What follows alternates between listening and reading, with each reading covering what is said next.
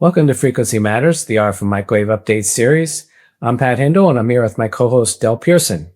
In this episode, we're going to cover our November 5G, 6G, and IoT issues special focus section on 5G and 6G topics, and this can be downloaded as a separate PDF, so check that out.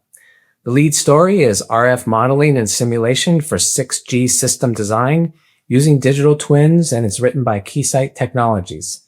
And this is a really interesting article as it reviews the most prominent 6G technologies and how to use digital twin and AI technology to model and simulate future systems. Del, what do we have for technical features in the 5G, 6G special focus section? Yeah, we have two technical features in the special focus, one from Rody and Schwartz and one from MathWorks. Rody's article is titled, "And OTA Became Mainstream, How Innovations in OTA Testing Drive Next-Gen Wireless," and focuses on ways to maximize functionalities by merging multiple tests into one setup, and how using digital twins is a growing reliable method for OTA testing. MathWorks' article is titled, "Unclogging the Wireless Pipeline, Tackling Network Congestion with ISAC and RIS," which stand for Integrated Sensing and Communication and Reconfigurable Intelligent Surfaces, respectively. The article explains each technology and the synergy between them, provides examples of their use cases, and addresses best practices to maximize their impact. Pat, what did we have for the product feature? So Anritsu covered their new software for 5G device verification, and this new software options support key technologies in the 3GPP Release 17 and makes it easier to test these different things and also supports different use cases. How about tech briefs, Del? Yeah, we had two tech briefs in the special focus, including 67 gigahertz SPNT coaxial switch for upper V-band and next-gen wireless from Teledyne Relays, and a dual polarized 28 gigahertz phased array from TMY Technology. Teledyne's new coax switch is designed for applications such as V-band backhaul and FWA link testing, harmonics and spur studies, device characterization, and OTA beam experiments. And TMY Technology's tech brief emphasizes their phased array use in FR2 MIMO prototyping, ORAN-compatible SDR testbeds, and 6G joint communications and sensing experiments. And Pat, I heard we had a special guest, so why don't you tell us about them? Yeah, we had a special guest join us today, Jericho Sabas, product manager at Micro-Coax, talk with me about EMI shielding materials. So let's take a look at a clip from that now. And so with all these performance demands, how are advances in materials science reshaping the way engineers approach the EMI shielding, and what kinds of new solutions are emerging as a result? Yeah, so typically EMI shielding, when you're talking about wire and cable, what you do is you add an extra layer of metal. That's how you protect, right? That's been the quick solution, like the hammer to every nail, as you could say. But if you're using just a metallic braid, for instance, which is your simplest, your most common solution, that adds a lot of weight relative to the size of the cable, so that subtracts flexibility. Honestly, it's not as good at EMI shielding because there are a lot of gaps. And if you're operating in a higher frequency range, those gaps are still allowing leakage of signals in there.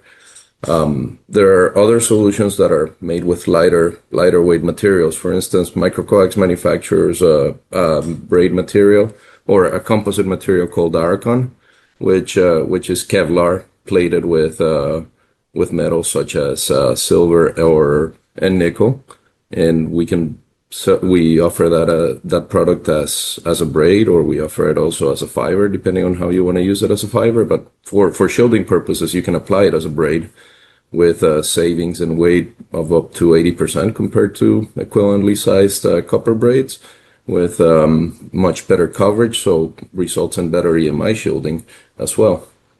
So that's just an example. There may be other technologies out there, but that's the one that we work with. So it was really interesting to learn about EMI shielding materials from Jericho at Micro-Coax. I hadn't thought too much about that lately. So turning to the news, NTT Docomo has announced that they've successfully conducted the first outdoor demonstration using real-time transceiver systems with AI-powered wireless technology for 6G mobile communications. And this demonstration was carried out in collaboration with NTT, Nokia Bell Labs, and SK Telecom. And the results confirmed that applying AI technology improved the communication speed by compensating for the signal degradation across all test environments and the technology achieved a average throughput improvement of 18% with a maximum of 100% compared to conventional methods. So it was definitely an improvement. I also saw that Yole Group released a couple of reports on automotive radar, which I follow closely. And they said in 2024, there were 166 million radar modules shipped, and that was up 8% year on year, despite the slower growth in earlier years. The radar integration continues to deepen across ADAS and autonomous driving platforms. And according to Yole Group, the 4D radar represented 40% of shipments in 2024, and this is rapidly becoming the baseline for all new designs. And meanwhile, the in-cabin radar is emerging to detect the status of occupants and monitor vital signs, and this is supported by 60 gigahertz and ultra-wideband technologies. Through mass adoption, waits kind of the finalized safety standards, so should be coming soon. And at the tier 1 level, global leaders still dominate the market, but their market shares are being eroded by some of the Chinese OEMs.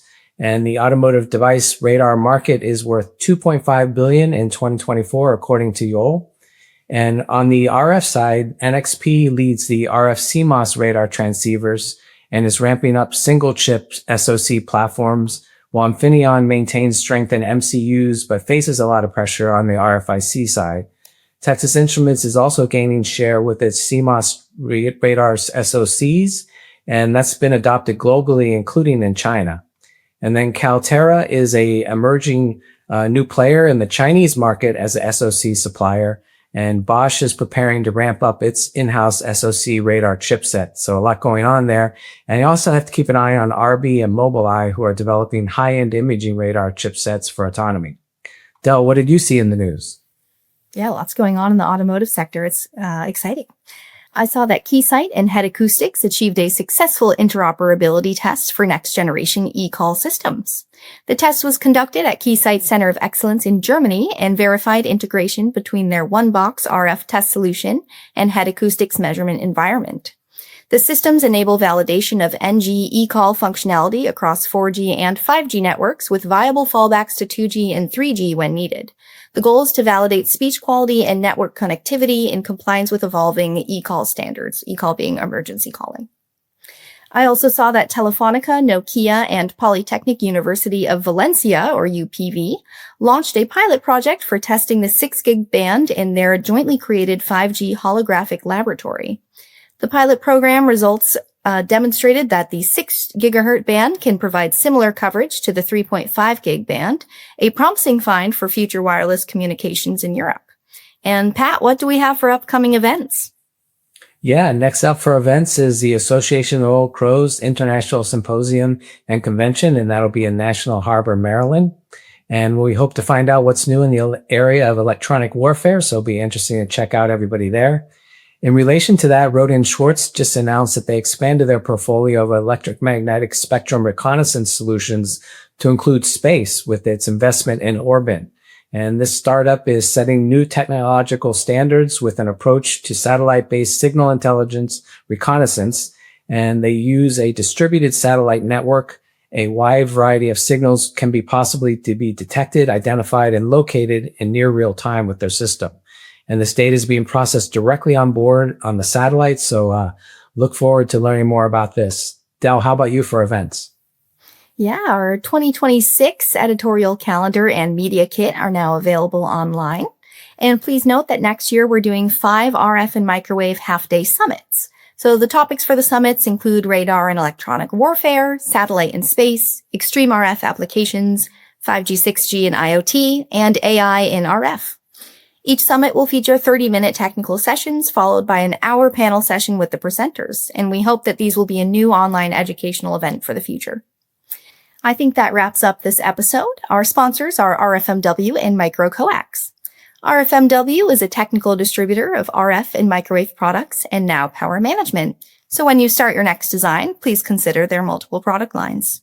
Micro-Coax, a business unit of Amphenol Corporation, is a pioneering brand of innovative RF and microwave interconnect assemblies, cables, and connector designs. Remember, as a member of the industry, a subscription to Microwave Journal is free, so visit our site and subscribe today if you're not already a reader. Please give us a like and subscribe to our channels, and thank you for watching. Please join us next time for Frequency Matters.